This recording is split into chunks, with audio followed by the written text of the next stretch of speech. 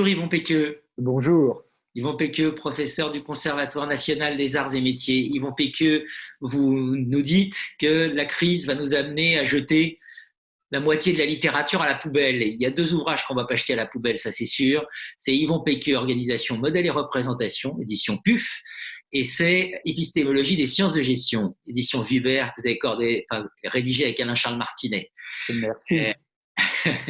Yvon Péqueux, vous évoquez le CAIR comme possibilité d'une idéologie qui pourrait venir prendre la relève, entre guillemets. Est-ce qu'on peut commencer à voir les linéaments de ce que serait une pensée des techniques de management, des modèles organisationnels fondés sur le CAIR? Alors, si j'ai dans modèle et représentation, je ne suis pas le seul, hein, j'ai repris et formulé différemment de ce qu'a fait Morgan, mais je suis en total accord avec lui, sur la dualité entre un modèle mécaniste et un modèle organique. Moi, j'ai plutôt proposé une dualité qui est un modèle ingéniérique et un modèle managérial.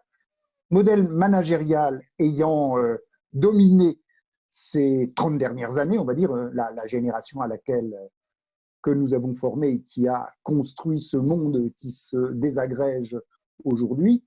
Donc, première perspective, retour de l'ingéniérique. Alors évidemment, retour de l'ingéniérique au sens conceptuel, pas le même ingéniérique que celui de la reconstruction, mais un ingéniérique, si je le dis de cette manière-là, de façon un peu agressive, face aux enjeux du développement durable, face aux enjeux sanitaires, mieux vaut des ingénieurs et des médecins que des managers.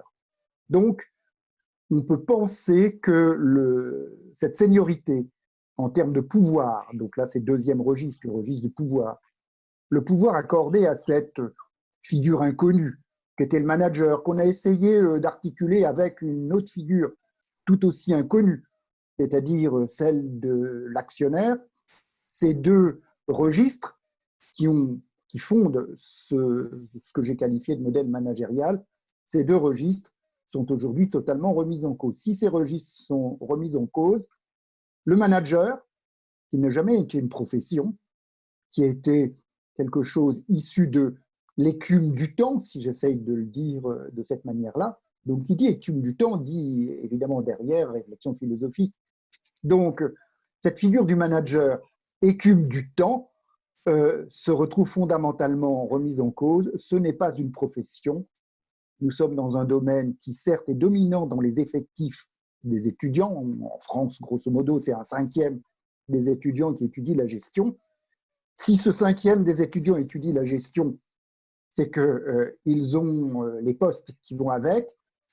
Ces postes vont disparaître et la remise en avant de l'ingénierie, le futur d'un ingénieur n'est pas de devenir un manager, la remise en avant du médecin, du médical, le futur d'un médecin n'est pas de devenir administrateur d'hôpital, autodidacte.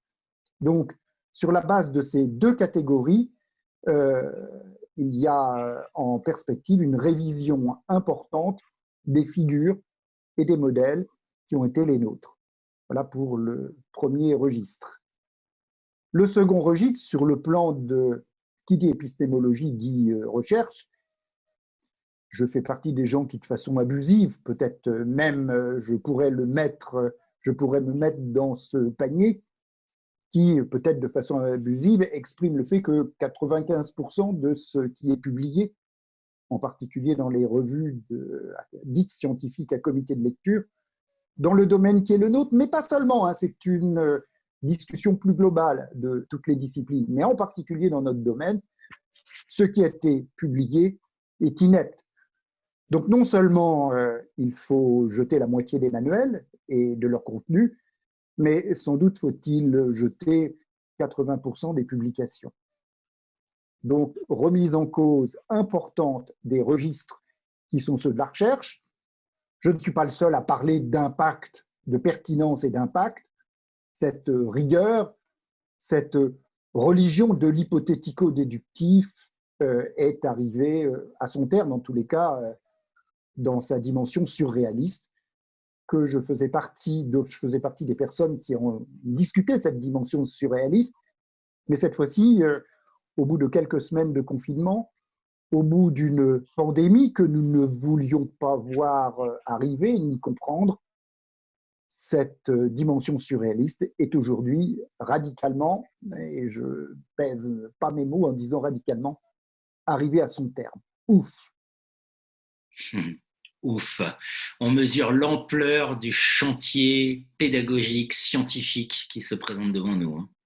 Un chantier monumental puisque l'organisation de nos cursus s'est faite de façon fonctionnaliste, à l'appui de figures impossibles, le client qui n'existe plus, l'actionnaire qui n'existe plus, le manager qui n'existe plus, ou plutôt il continue à exister mais il a failli, et donc le retour d'un regard important, majeur sur les processus est la perspective, une perspective qui sera la nôtre.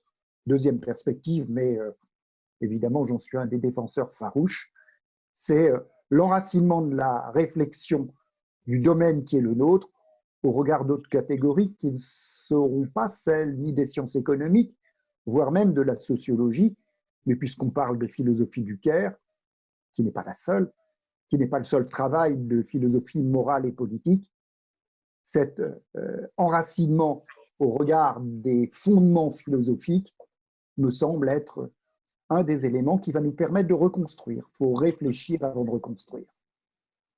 Merci Yvon Péqueux. De rien.